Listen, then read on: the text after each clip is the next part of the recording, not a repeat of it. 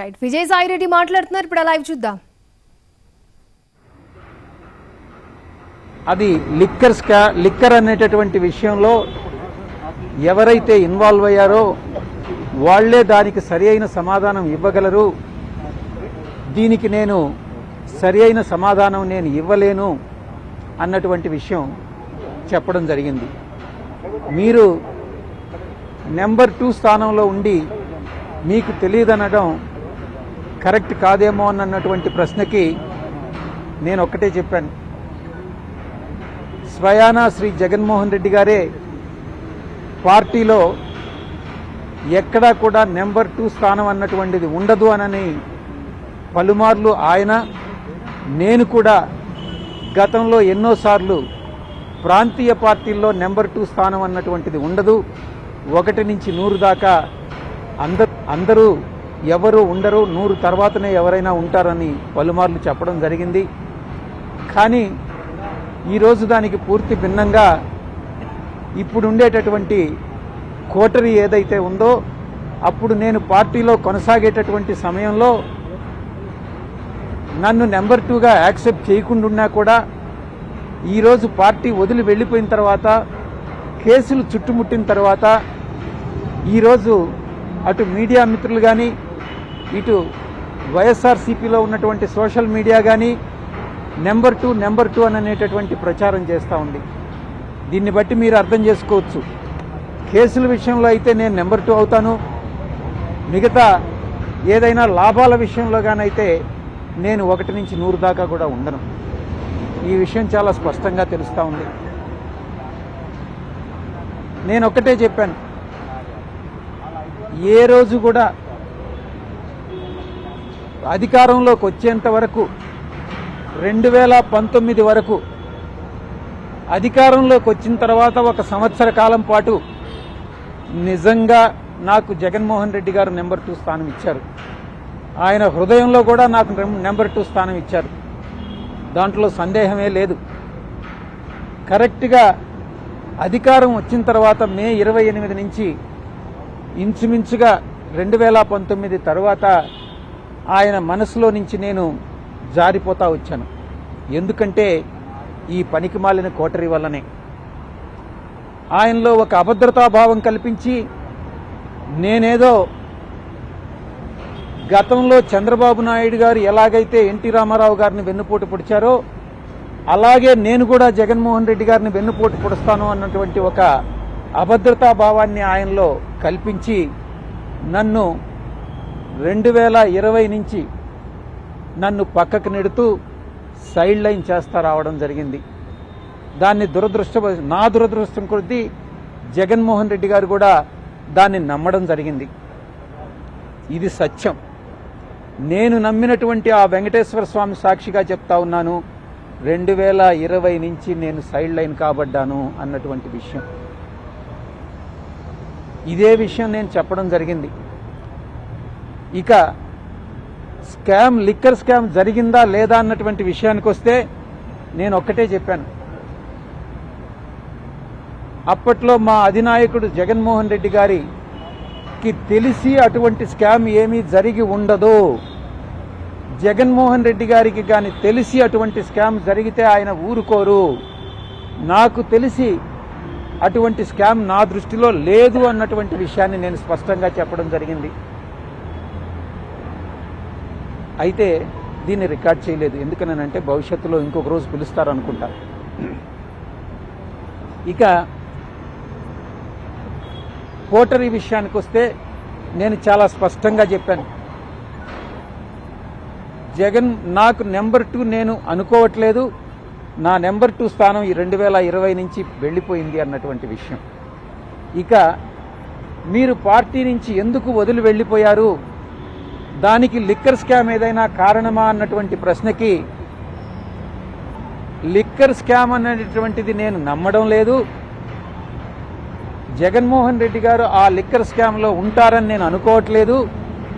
ఆయన హృదయంలో నేను స్థానం కోల్పోయాను కాబట్టే ఈ పార్టీలో ఇమడలేక, కోటరీ యొక్క హరాస్మెంట్ తట్టుకోలేక, ఆ అవమానాలు భరించలేక నేను పార్టీ వదిలి వెళ్ళిపోవడం జరిగింది. అయినప్పటికీ కూడా దీన్ని నేను అఫీషియల్గా ఆన్సర్ చేయదలుచుకోలేదు అన్నటువంటి విషయాన్ని నేను చెప్పడం జరిగింది. ఎందుకంటే దానికి చాలా కారణాలు ఉన్నాయి. ఆ కారణాలకి ఈ యొక్క ఇన్వెస్టిగేషన్కి సంబంధం లేదు కాబట్టి నేను ఆ ప్రశ్నని ఆన్సర్ చేయలేదు అన్నటువంటి విషయాన్ని, చేయలేను అన్నటువంటి విషయాన్ని చెప్పడం జరిగింది. అదే రికార్డ్ చేయడం జరిగింది. ఇక నెక్స్ట్ క్వశ్చన్ ఏంటంటే, నేనేదో కోట్ల రూపాయలు, 100 కోట్ల రూపాయలు ఆర్జించానన్నటువంటి కోటరీ అభియోగాలు ఈ రోజు కూడా నేను పార్టీ వదిలి వెళ్ళిపోయిన తర్వాత జగన్మోహన్ రెడ్డి గారి సోషల్ మీడియా వాళ్ళ కోటరీ ఈ రోజు కూడా సాయిరెడ్డి 100 కోట్లు దోచేశాడు, 100 కోట్లు దోచేశాడు, విశాఖపట్నంలో ఆ ఆస్తులన్నీ దోచేశాడు అనేది ఒక దుష్ప్రచారం చేస్తున్నారు. ఆ ప్రశ్నకు జవాబుగా నేను ఒక్కటే చెప్పా, నా యొక్క ఆస్తుల వివరాలన్నీ నేను మీకు ఇస్తున్నా, అదే రకంగా ఆస్తుల వివరాలన్నీ ఇచ్చా. దీనికి మించి ఎక్కడైనా మీరు సోర్స్ వెతుక్కోవచ్చు. ఎక్కడి నుంచి ఫండ్స్ వచ్చాయి? అరబిందో వాళ్ళు ఏదో ఒక ప్రాపర్టీ కొంటే అది నా ప్రాపర్టీ అవుతుందా? అరబిందో వాళ్ళు రోజు ఒక బిజినెస్ స్టార్ట్ చేస్తారు, ప్రతి సంవత్సరం బిజినెస్ స్టార్ట్ చేస్తారు. అవన్నీ నా బిజినెస్లు కాదు కదా. నా కూతుర్ని వాళ్ళ ఇంట్లో ఇచ్చినంత మాత్రాన ఆస్తులన్నీ నాకు కావు. ఆ అవసరం నాకు లేదు. మీరు ఏ విధంగానైనా మీకు ఇన్వెస్టిగేటింగ్ ఏజెన్సీ ఏ రకంగానైనా ఇన్వెస్టిగేట్ చేసుకోవచ్చు. ఆ ప్రాపర్టీస్ ఏదైతే ఆరోపిస్తున్నారో ఇది చంద్రబాబు ప్రభుత్వం చేసినటువంటి పని. ఒక చంద్రబాబు గారి ప్రభుత్వం చేసినటువంటి ఒక నీచమైన పని ఏదన్నా ఉంది అని అంటే ఇది. విశాఖపట్నంలో నేను ఆస్తులు కూడగట్టుకున్నాను అన్నటువంటిది ఒక రిపోర్ట్ పంపించారు సిట్ స్పెషల్ ఇన్వెస్టిగేషన్ టీం వాళ్ళు. విశాఖపట్నంలో ఉన్నటువంటి అవ్యాన్ రియాల్టర్స్లో ఉన్నటువంటి ఆస్తులన్నీ కూడా సాయిరెడ్డివే అని అన్నటువంటి. నేను ఒకటే చెప్పా, ఇదే సాయిరెడ్డి అసెట్స్ కానైతే మీరు ఆ అసెట్ కొన్నటువంటి సోర్స్ ఆఫ్ ఫండ్స్ని మీరు ఇన్వెస్టిగేట్ చేయండి.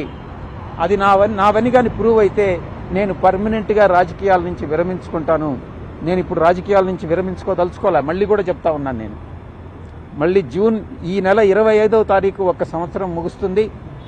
ఆ ముగిసిన తర్వాత మళ్ళీ నా రాజకీయ రంగ ప్రవేశం ఏ రకంగా ఉంటుందని నా మీడియా మిత్రులతో నేను పంచుకుంటాను నేను.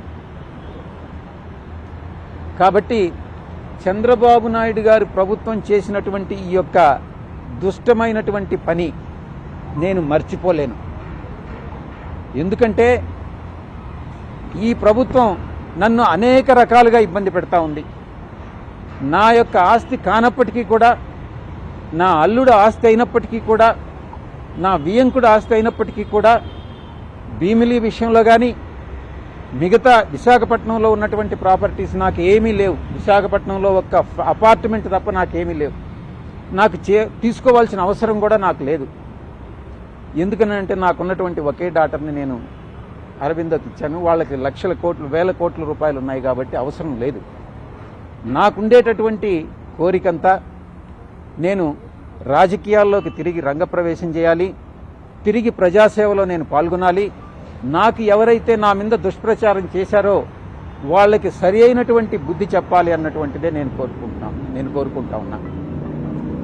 నేను ఒక్కటే చెప్తా ఉన్నా, చంద్రబాబు నాయుడు గారి ప్రభుత్వం ఒక దుష్ట ప్రభుత్వం. ఎందుకంటే ఏమీ నాకు సంబంధం లేనటువంటి విషయాల్లో నన్ను ఒక అక్యూజ్డ్గా ఇరికించి, కాకినాడ సీపోర్టు విషయంలో కానీ, ఈ యొక్క విశాఖపట్నంలో సిట్ నా పైన ఇచ్చినటువంటి స్పెషల్ ఇన్వెస్టిగేషన్ టీం ఇచ్చినటువంటి రిపోర్ట్ కానీ, ఇవన్నీ కానీ కేర్ఫుల్గా కానీ పరిశీలించి చూస్తే చంద్రబాబు నాయుడు గారి ప్రభుత్వం పాల్పడుతున్నటువంటి కక్షపూరితమైనటువంటి చర్యలు, చంద్రబాబు నాయుడు గారి ప్రభుత్వం అన్యాయమైనటువంటి యాక్టివిటీస్ ఏదైతే ఉన్నాయో, చర్యలు ఏదైతే ఉన్నాయో, ఇవన్నీ చాలా స్పష్టంగా తెలుస్తూ ఉన్నాయి. నేను సాయిరెడ్డి అనేటటువంటి వ్యక్తి వెనక్కి జంకేవాడు కాదు. ఏది ఏమైనా కూడా పర్వాలేదు. నేను ఒక్కటే చెప్తా ఉన్నా, అధికారం అనేటటువంటిది శాశ్వతం కాదు. అప్పట్లో జగన్మోహన్ రెడ్డి గారు కూడా 2019లో అధికారంలోకి వచ్చినప్పుడు నేను 20-25 సంవత్సరాలు అధికారంలో ఉంటానని అనుకున్నారు. ఇప్పుడు చంద్రబాబు నాయుడు, లోకేష్ బాబు కూడా ఈరోజు మేము అధికారంలో 20 సంవత్సరాలు ఉంటాం అనుకుంటా ఉన్నారు. కానీ అధికారం అనేటటువంటిది ఎవరిని అడ్డు పెట్టుకొని ఉండదు. ప్రజాభిమానం చూరగొన్నటువంటి వాళ్లే అధికారంలో ఉంటారు. నేను ఇంకా కూడా చెప్తా ఉన్నాను, ఈ కోటరీ ఇలాగే కొనసాగితే జగన్మోహన్ రెడ్డి గారు అధికారంలోకి వచ్చే ప్రసక్తి లేదు. ఈ యొక్క కూటమి అలాగే కొనసాగితే జగన్మోహన్ రెడ్డి అధికారంలోకి వచ్చేటటువంటి ప్రసక్తి లేదు. ఒక రాజకీయమైనటువంటి ఒక స్ట్రాటజీ ఉండాలి. ఆ స్ట్రాటజీ ఏందనంటే కూటమిని విడగొట్టగలిగినప్పుడే జగన్మోహన్ రెడ్డి గారు తిరిగి అధికారంలోకి వచ్చేటటువంటి అవకాశం ఉంటుంది. ఆ స్ట్రాటజీ ఇచ్చేటటువంటి వాళ్ళు కానీ, అమలు చేసేటటువంటి వాళ్ళు కానీ ఈ యొక్క కోటరీలో లేరు. జగన్మోహన్ రెడ్డి గారి చుట్టూ ఉన్నటువంటి వాళ్ళందరూ కూడా ఆయన్ని మిస్గైడ్ చేస్తూ ఉన్నారన్నటువంటి విషయం నేను తెలియజేస్తా ఉన్నా. నేను ఒక్కటే ఆలోచిస్తా ఉన్నా, మీరు కూడా కోటరీలో భాగస్వాములే కదా అని మీడియా మిత్రులు కూడా చాలాసార్లు ప్రశ్నించారు. నేను ఒకటే చెప్తా ఉన్నా, సంవత్సర రోజులుగా మీరు నమ్మినా నమ్మకుండా మీరు సెటైర్లు వేసినా నేను వ్యవసాయం చేసుకుంటానే ఉన్నాను. అప్పుడప్పుడు నేను గమ్ముగా ఉండలేను కాబట్టి నాకున్నటువంటి స్వల్పమైనటువంటి రాజకీయ పరిజ్ఞానంతో ఏదో ట్వీట్స్ పెట్టడం, ఏదో టెక్నికల్గాను అకాడమిక్గాను ట్వీట్స్ పెట్టడం చేస్తూ ఉన్నాను. అంతేగాని నేను జగన్మోహన్ రెడ్డి గారిని విమర్శించడమో లేకుంటే ఇంకొక రాజకీయ పార్టీని విమర్శించడమో నేను చేయలే. అయినప్పటికీ కూడా జగన్మోహన్ రెడ్డి గారే నన్ను విమర్శించారు. ఆయన నేను ప్రలోభాలకు లొంగానన్నారు. నేను అడుగుతా ఉన్నా, అదే ప్రలోభాలకు లొంగుంటే నేను ఈరోజు లక్షల కోట్లు ఆర్జించుండేవాడిని. నాకు అది నేను నమ్మినటువంటి ఆ వెంకటేశ్వర స్వామి సాక్షిగా చెప్తా ఉన్నా, ఎవరి దగ్గర విజయసాయిరెడ్డి డబ్బులు ఆశించి చెయ్యి చాచలేదు, భవిష్యత్తులో అటువంటి చాచే అవకాశం లేదు అని నేను ఈ పత్రికాముఖంగా తెలియజేసుకుంటా ఉన్నా. జగన్మోహన్ రెడ్డి గారు ఈ స్టేట్మెంట్ విత్డ్రా చేసుకోవాలి. చంద్రబాబు నాయుడు గారు చేస్తున్నటువంటి ఈ హరాస్మెంట్ ఏదైతే ఉందో అది నిలపాలి. ఇవి రెండూ జరగాలంటే తిరిగి రాజకీయ రంగ ప్రవేశం చేయాలి. అది ఏ విధంగా అన్నటువంటిది నేను మీకు తెలియజేసుకుంటా. ఇక కోటరీ విషయానికి వస్తే, నేను వ్యవసాయదారుని. ఈరోజు వ్యవసాయం చేసేటప్పుడు యజమానికి పాలేరుంటాడు. పాలేరు ఎడ్ల బండి తోలుతాడు, బండిలో ఎరువులు తోలుతాడు, అదే బండిలో పెస్టిసైడ్స్ తోలుతాడు, అదే బండిలో అదే ఎద్దులతో దుక్క దున్నిస్తాడు, అదే దాంతో హార్వెస్టింగ్ చేస్తారు. కానీ ఈ పాలేరులాగా నేను ఈ యొక్క 15 సంవత్సరాలుగా, అంటే 2009 నుంచి ఈ రోజు వరకు జగన్మోహన్ రెడ్డి గారికి ఒక పాలేరులాగా నేను పనిచేశా. చిత్తశుద్ధితో నిజాయితీగా పనిచేశా జగన్మోహన్ రెడ్డి గారికి. చంద్రబాబు గారు నాయుడు ఎంత దూరమైనా పోయి విమర్శించేటటువంటి స్థితిని తీసుకెళ్ళాను నేను. కానీ జగన్మోహన్ రెడ్డి గారు నాకు ఇచ్చినటువంటి రివార్డ్ ఏందని అంటే, పొగబెట్టి బయటకు పంపించడం, కోటరీ మాటలు నమ్మి. ఇది ఆయన చేసినటువంటి నాకు సహాయం. ఒక పాలేరుగా పనిచేసినటువంటి నేను, పాలేరులాగా పనిచేసినటువంటి నేను, ఒకవైపు అయితే కోటరీలో మీరు అనుకున్నట్టు నేను భాగస్వామిని కావచ్చు, ఆ కోటరీలో ఉన్నటువంటి చాలామంది సభ్యులు పందికొక్కుల్లాగా ఏదైతే జగన్మోహన్ రెడ్డి గారు కష్టపడి పండించి ఆయనకు పాలేరులాగా పనిచేసి నేను పండించి ఆయన కోసం నేను శ్రమపడ్డానో దాన్ని పందికొక్కుల్లాగా తిన్నటువంటిదే ఈ కోటరీలో ఉన్నటువంటి కొంతమంది సభ్యులు. ఈ రోజు కూడా వాళ్ళు తింటూనే ఉన్నారు, జగన్మోహన్ రెడ్డి గారు చూస్తూనే ఉన్నారు. ఈ కోటరీని నమ్ముకున్నంత కాలం జగన్మోహన్ రెడ్డి గారు అధికారంలోకి వచ్చేటటువంటి ప్రసక్తి లేదు. ఎన్ని పాదయాత్రలు చేసినా కూడా అవకాశం లేదు. ఆయనకి ఒక రాజకీయ ప్రణాళికాబద్ధంగా ముందుకెళ్తేనే ఆయన తిరిగి అధికారంలోకి వచ్చేటటువంటి అవకాశం ఉంటుంది. మిగతా చాలామంది అడుగుతా ఉన్నారు, చాలామంది అడిగారు, ఏ రాజకీయ పార్టీలో మీరు చేరతారోనని. బీజేపీలో చేరతారా? జనసేనలో చేరతారా, టీడీపీలో చేరతారా, వైఎస్ఆర్ కాంగ్రెస్ పార్టీకి తిరిగి వెళ్తారా అన్నటువంటిది. నేను ఒకటే చెప్తా ఉన్నా, ఏ పార్టీలో చేరేటటువంటి అవకాశం లేదు. నా రాజకీయ భవిష్యత్తు ఏందనేటటువంటిది నేనే చెప్తాను అని నేను మీ అందరికీ కూడా సవినయంగా నేను మనవి చేసుకుంటా ఉన్నా. ఇక మొన్న సాయి జర్నలిస్ట్ ఒకటి చెప్తా ఉన్నారు, జర్నలిస్ట్ సాయి, నేనేదో సపరేట్ పార్టీ పెట్టి దానికి చంద్రబాబు మద్దతు తీసుకొని నాయుడు గారి దగ్గర నుంచి నేను ఆర్థిక సహాయం పొంది ఆయనలో ఒక భాగస్వామిని అయిపోతాను అని నేను ఒక ఆరోపణ చేశాడు. ఆయనకి ఎవరు చెప్పారో నాకైతే తెలియదు. ఈ జర్నలిస్ట్ సాయి స్వీయ పరిజ్ఞానాన్ని ఉపయోగించి ఈ జర్నలిస్ట్ సాయి అనేటటువంటి వ్యక్తి వైఎస్ఆర్సీపీ పేటిఎం బ్యాచ్, ఎవరికైతే మంత్లీ పే చేస్తున్నారో యూట్యూబ్ ఛానల్స్కి, దాంట్లో ఒక వ్యక్తి ఈ జర్నలిస్ట్ సాయి. నేను ఒక్కటే విజ్ఞప్తి చేస్తా ఉన్నా జర్నలిస్ట్ మిత్రులందరికీ, మీరు అనవసరంగా ఇన్ఫరెన్సెస్ డ్రా చేసుకోవద్దు. ఏదైనా ఉంటే నన్ను అడిగితే నేను నేరుగా చెప్తాను. చాలామంది మీడియా మిత్రులందరికీ నా ఫోన్ నెంబర్ వాళ్ళ దగ్గర ఉంది, నేను తప్పకుండా చెప్తాను అన్నటువంటి విషయాన్ని నేను మీ అందరికీ కూడా నేను తెలియజేసుకుంటా ఉన్నా. లాస్ట్గా ఇంకొక క్వశ్చన్ కూడా అడగడం జరిగింది.